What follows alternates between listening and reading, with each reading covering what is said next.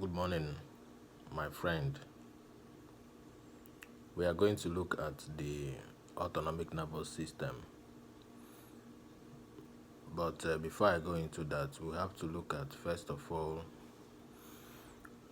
the flow chart of the nervous system before being particular to the autonomic nervous system. If you check in page 2 of Prof. Anibez's book, you will see that the nervous system is divided into the central nervous system and the peripheral nervous system. The central nervous system is further divided down into the brain and the spinal cord. Then if you now come over to the peripheral nervous system, you have the somatic, which is also called the cerebrospinal.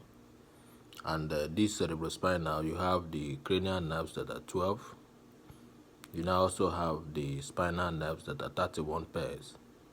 Then on the autonomic side, you have the further division into the sympathetic nervous system and the parasympathetic nervous system. Then that is for that. Then we'll now go to the autonomic nervous system. When you hear of autonomic nervous system, something should come into your mind that these are nerves that are not controlled by the will. So they supply the cardiac muscle, they supply the smooth muscles, they supply the what we call the entire viscera. You understand? And these are even the smooth muscles of the blood vessels are also supplied by the autonomic nervous system, and they have linkage with the central nervous system through what we call the white rami communicantes and the gray rami communicantes. So if you now go to page 180 of that same book, you will now see where the autonomic nervous system is dealt with elaborately, and there are objectives for all that. So another thing is that if you are looking at the autonomic nervous system, you find out that I've said that they are divided into the sympathetic and parasympathetic. You find out that both the sympathetic and the parasympathetic, they have what we call the afferent and efferent nerve fibers. So for the efferent, they issue or supply the smooth muscles, the glands, and the cardiac muscles, as the case may be, while the afferent sends its impulses to the central nervous system. So if you also look at the autonomic nervous system, there are it is composed of so many areas. Like if you come to the cerebral hemisphere, there are areas that are responsible for the visceral function. Another area that is autonomic is in the brainstem, and in that brainstem you have the reticular system is responsible for the autonomics, and what we call the general visceral nuclei of the cranial nerves are also there. Then you have that the on the spinal cord too. If you remember, most times we dealt with the spinal cord, and I told you that there are levels at which you cut the spinal cord. You find out that they have lateral horns. So these lateral horns are, we have anterior horn, we have posterior horn, we have the lateral horn, and the lateral horns are found at a particular level from T1 to L3. That is where you see we can also call them the intermediate lateral columns. So that is that area. Then you should also have the peripheral links like the sympathetic chain and the peripheral ganglia. They also fall under the autonomic nervous system. Then if we'll now look at the what we call the pre and post ganglionic neurons. On the lateral horn cells, you find out that the neurons take off. The cell bodies are found in the gray matter of the spinal cord, and they move through what we call the motor neurons, and they now get to the ganglia. So those ones are called the preganglionic neurons. Then at the level of the ganglion, there is usually a synapse, and that synapse is between the preganglionic neurons and the postganglionic neurons. And the postganglionic neurons now issue to the glands and the smooth muscles. So those ones that commence from the ganglia to the effector structures are referred to as the postganglionic neurons. So if we now look at the sympathetic division, we found out that the sympathetic division has what we call the sympathetic chain, and this sympathetic chain go from the base of the skull down to the coccyx. And if you now go down that lane, you find out that they divided into parts. You have the one that is called the cervical region, you have the thoracic region, you have the lumbar, you have the sacral, and you have the coccygeal. So the cervical region, there are three of them. They are referred to as the ganglia. As we go down, you have the superior cervical ganglion, you have the middle cervical ganglion, and you have the inferior cervical ganglion. Then if you now come to the thoracic, you find out that the thoracic, they are how many? They are 11 in number. Then the lumbar are 4 in number, and the sacral, they are also 4 in number. Note that the inferior cervical ganglion and that of the first thoracic ganglion can merge in some situations to form what is called the stellate ganglion. So it becomes larger, and also the superior cervical ganglion is the largest of the sympathetic chain. So you see them running on the close to the vertebral column as what we call the para vertebral ganglia. So that's what you have there. Then the sympathetic nervous system, because of where they are coming from, which is the thoracic down to the lumbar, they are referred to as the thoracolumbar outflow. So that is for that. And the neurons coming from the lateral horn cells, as they reach they now move through. You can look at this diagram here. I don't know if you can see it very well. You see the preganglionic fibers, as they go down through the spinal nerve. Through the spinal nerve, they enter through what we call the white rami communicantes. Then there is a synapse. This is the sympathetic chain here. There's a synapse, and the next neuron, which is the neuron 2, will take off from there after the synapse.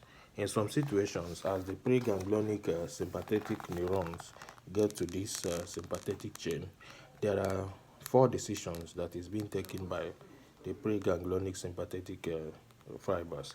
Either that there is a synapse with the postganglionic fibers, or the preganglionic fibers can decide to ascend on the chain, or it can decide to descend on the chain, or it can decide to cross the chain without synapsing, getting to the target organs. So that is what you have there. Then the next thing we will look at is that, okay, the sympathetic fibers too, you should know that they cause what we call the pupillary dilatation. They cause erection of heads. They also lead to goose conditions. They increase our heart rate, and blood is being directed to the muscles. The parasympathetic fibers also, what they do is that they reverse the whatever the sympathetic neurons must have done to the system. So they try to, correct those actions, because they act. The parasympathetic act in times of quietness and peaceful conditions. So that is what you have.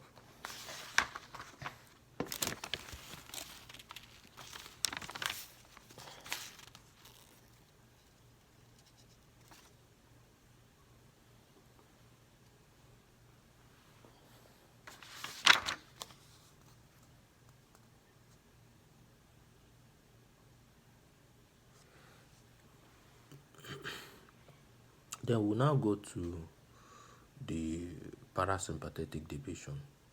In the parasympathetic division, what you have is that you have the neurons, which are the preganglionic neurons, coming out at the cranial portion and also coming out from the sacral region. So they are referred to commonly as the craniosacral outflow.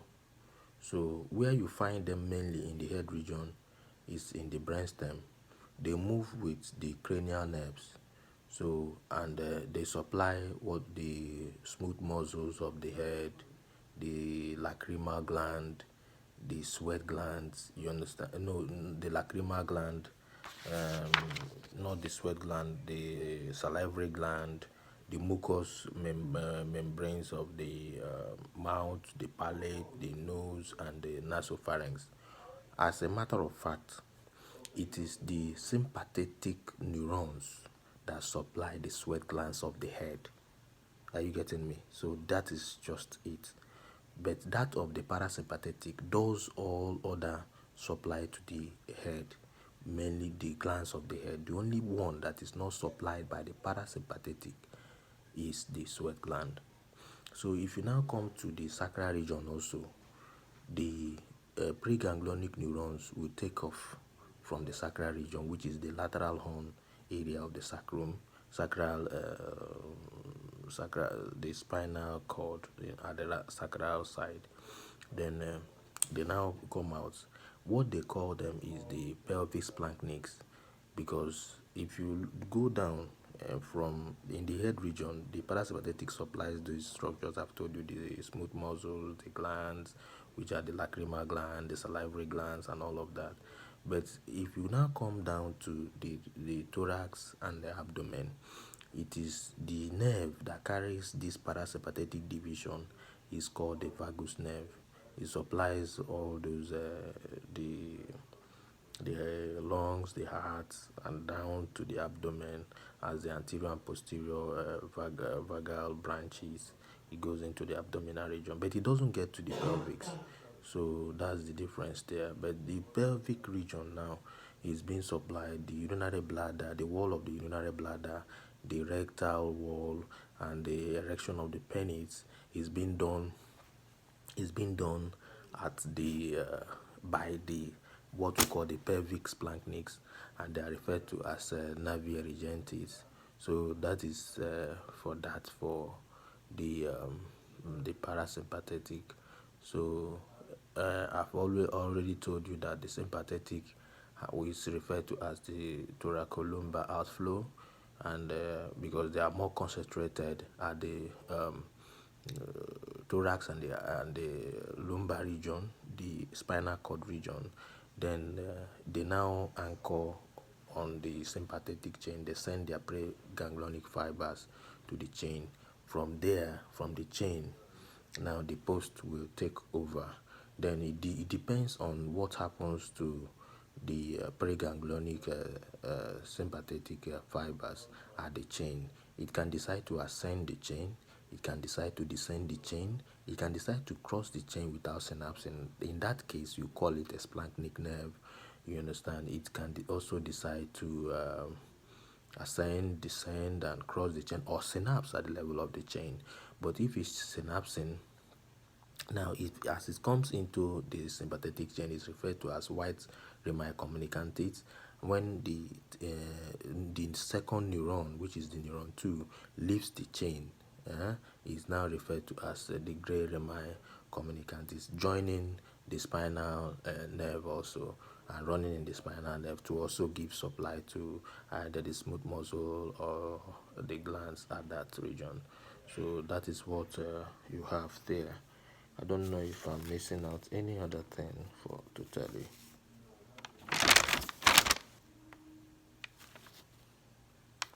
I don't think I'm missing out any other thing. Don't think I'm missing out any other thing to tell you.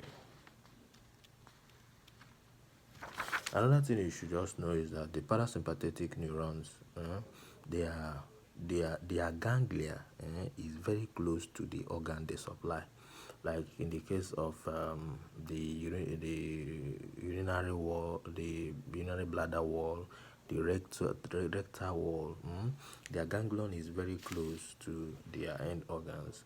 Then if you now come to the head, you have what we call the ciliary ganglion, the sphenopalatine ganglion, and other ganglia in the head region. You understand?